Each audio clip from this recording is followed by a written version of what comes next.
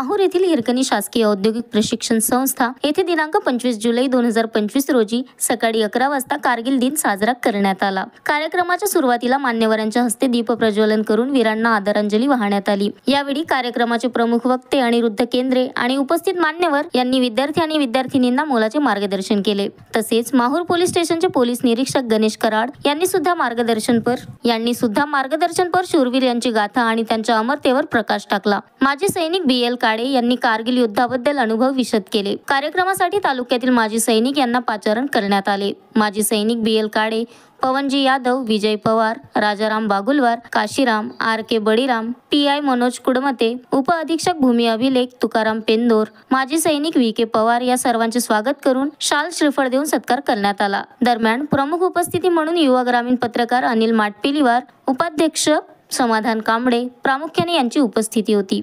तसेच संस्थेचे IMC सदस्य श्री संजय सुरोशे, सतीश कान्नव, श्री बेडारी उपस्थित होते। या कार्यक्रमाला यशस्वी करण्यासाठी संस्थेचे प्राचार्य श्री फारुकी वासे यांच्या मार्गदर्शनाखाली गटनिर्देशिका AN पोद्दार आणि तसेच शिक्षक वृंद आणि शिक्षकेतर कर्मचारी तसेच सुरक्षा रक्षक यांनी अथक परिश्रम घेऊन कार्यक्रम यशस्वी केला। Shankar Bhalerao, the sting operation news, Mahur.